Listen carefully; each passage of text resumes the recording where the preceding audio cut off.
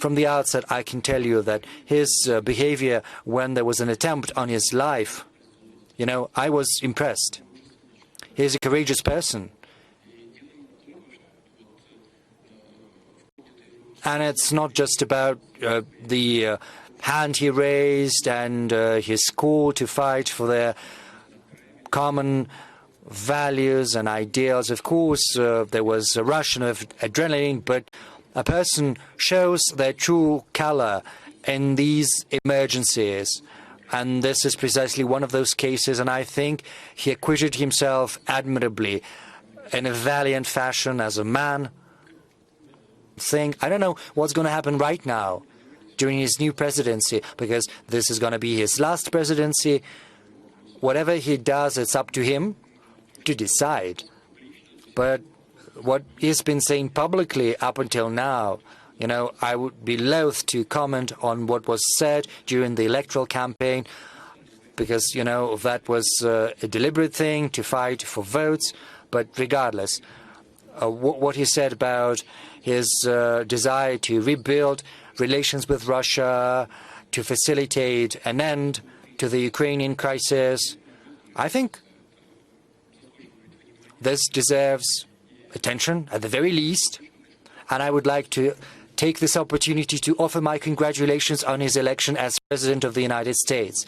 As I said before, we're going to work with any head of state that is going to garner the trust of the American people, and this is what's going to happen in practice. And if he does what he has been promising, before the inauguration, if he makes a phone call, if he says, Vladimir, let's meet, I don't think it would be beneath me to call him myself. So you're willing to talk to Trump? Yes, we are.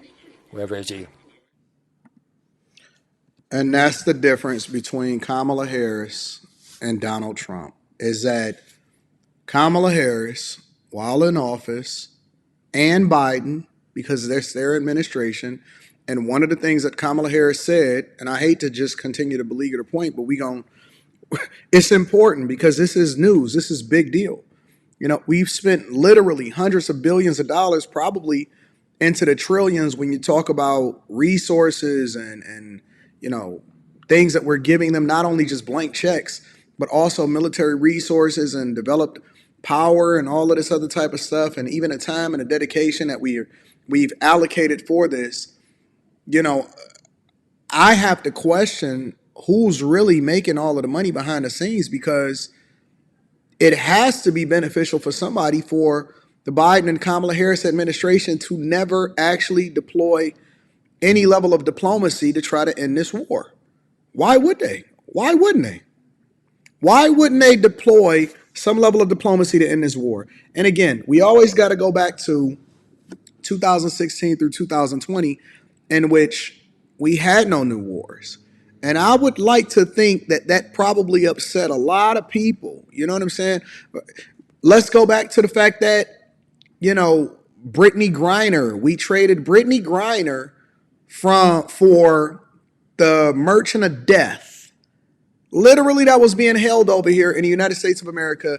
We made one of the worst trades. Paul Whelan and all of them, they came home later, and I believe that was also executed as a method to try to garner trust within the American people that, they know what they're doing when it came to it. But when we start to look at that trade, it was a horrible trade. Not saying that Paul Whelan and I forgot what the other guy's name is, that they shouldn't be home, but good God, did we not get fleeced on both of those trades? You know what I'm saying? I felt like Russia and them was Oklahoma City Thunder, and we was the Washington Wizards over here the way we was getting fleeced. And so, the fact that Trump said, listen, we need to get this thing done and get the American people back on track and start to allocate resources towards the American people, because war benefits nobody except for the war machine, the Democratic Party, which I think that they also leverage that in order to stay in power, because it's almost like a fear thing. We got to finish the job, even though the job never get finished until Trump came into office, right? And so when we talk about war and we talk about diplomacy, we had an unprecedented level of peace when Trump was in office, and I'm looking forward to it again, because I don't want America to continue to be in these wars and these proxy wars and to be fighting against Russia and China and Iran and Israel. It's silly. It's dumb. And somebody else has to be pulling the strings, either that or somebody is asleep behind the wheel that's currently in office right now. And the fact that they've never reached out to Vladimir Putin and they continue to say that he's the enemy, and even if he's an adversary, as JD Vance put it, it doesn't mean that you need to designate him as the enemy, because why? We want to figure out how we can do it the best thing that's in the best interest of America. And it's not continuing to run up inflation and put countless dollars in other people's countries to continue to fight a war that we don't need to be in the first place. And so it seems like Zelensky, and that was the biggest key. Zelensky, who was the president of Ukraine, met with both Trump and Kamala Harris, right? And he's like, listen, I know I can come over here and get a blank check whenever, but when we gonna end this? And Vladimir Putin right now, right here, is expressing a level of humility in the face of Trump, saying that, yo, we'd love to sit down to him and we'd love to accept this phone call to figure out how we can come to some sort of peace and solution that basically puts everybody at an advantage, and everybody benefits, because nobody wins when, we are continuously at war and this war is going on. And now you see North Korea troops mobilizing over in Russia to continue to help with the war. None of this can be good. I don't care about posturing. I don't care about, who's winning and losing, unless it's the United States, because the only thing I care about is whether or not we win, and we win in long term.